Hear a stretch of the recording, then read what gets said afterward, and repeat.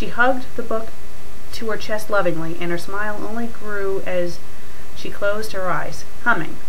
His nervousness completely vanished, and he turned his head away as a rush of heat started to go into his cheeks from the sight.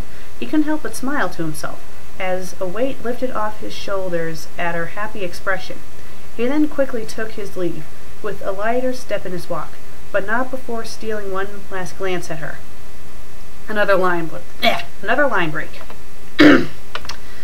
Harry wasn't sure what came over him when he didn't spot her at her usual place. His heart stopped beating, dropping down into his stomach. His body went numb with worry, and without thinking clearly, he started to frantically look around the entire castle for her. Even after spending the entire day searching, he was unable to find her, which left a sour taste in his mouth at the thought. Maybe Dumbledore knew where she was. Just as soon as that thought reached his mind, he shook his head. He shouldn't bother Dumbledore with such questions like that. Maybe Hagrid? Yes, Hagrid would definitely know where she was.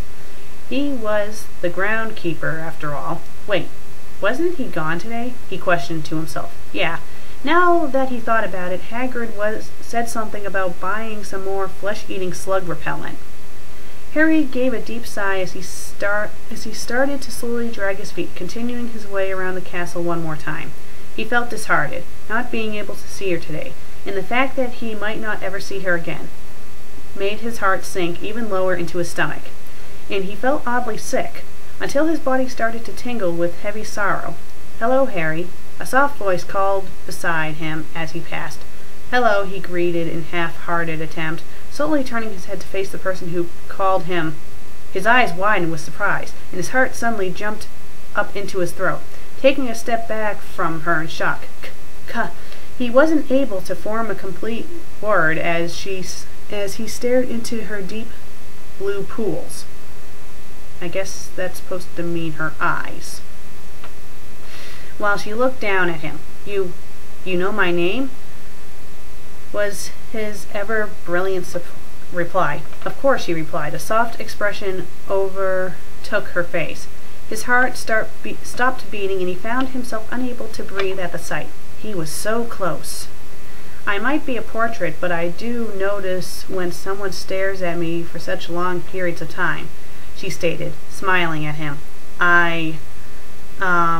He could feel his cheeks heat up from her words. So she knew he was watching her? I requested they placed me into the library after finishing the book you gave me." His face turned an even darker shade of red, if possible. "That was very thoughtful of you, Harry."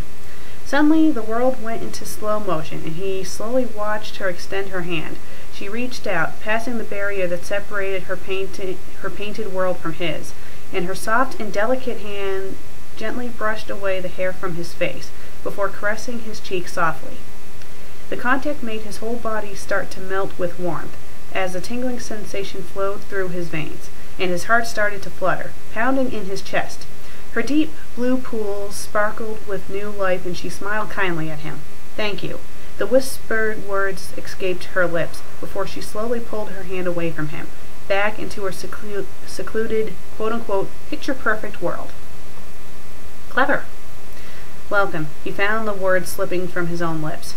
His body moved on its own, and he reached out, gently placing his hand onto the painting. Yes, he was disappointed as the rough feel of paper and dry paint touched against his fingertips, instead of inviting the feeling of her warm skin again. He, like all other outside forces who tried, was unable to pass the barrier. He wasn't sure why Kagome has encaged herself inside the painting of a large tree, a rusty fang-like sword trapped within its huge trunk. But one thing was for certain: no matter how long it takes, he was going to make sure that she finds a reason to live in this world yet again. With him. Finish. You know what? This story was actually pretty clever. I mean, I was trying to figure out how the heck they were going to get it to work, because, you know, Harry Potter and Inuyasha are two completely different stories. So it's very clever that she is inside a painting. And, you know, reading the story from the beginning, you never saw that twist at all. Okay, let's read the author's note at the end. I hope you enjoyed reading it as much as I did creating it. I say this at the end of each completed story, but after a few one-shots I might stop putting it up if it gets too repetitive and annoying for you guys. Okay, for the 2 there, it's the wrong 2. It's supposed to have 2 O's, not 1. If you have any questions, I would be more than happy to answer them. Okay, this is just them, talking about requests and stuff. But you know what? Overall, this story was really good. An interesting, unique crossover. Not dull and boring like Gilligan's Island and stupid. I mean, it was good. And you know what? How they wrote Harry, it kind of reminded me of, how he was in the story with his first love interest. I can't think of her name at the moment. But, it was very similar to that. And I thought this was very well written. I don't think I noticed any grammar mistakes, which is very refreshing. Because you can read a really good story, and then it gets ruined by the grammar. So yeah, I'd say that Shadow Fox Moon, he's or she is a good author, and I suggest that you guys check out their other stories. Now, The Red Threads of Love, it's a collection of one-shots. I read the first one. The others include One Piece, Yu Yu Hakusho, Fruits Basket, Super Mario World, Princess Tutu, Eyeshield 21, Eyeshield 21, and Eyeshield 21. I don't know if this is... Okay, yeah, this is a complete series, but you know what? It's pretty good, and I think you guys will like it. I should have this story's URL on my sidebar, so any Inuyasha fans, be happy to check it out. And, that's the story. Like I said before, it's really refreshing to read a good fanfic for once. Especially after the last couple I reviewed. Well, okay, the last episode I technically didn't review a fanfic. That was other people reviewing them. So, yeah. But the last one, I'm still trying to recover from that. Well, I'm the FanFic Critic. I read it, you listen. I'm going to read some Harry Potter.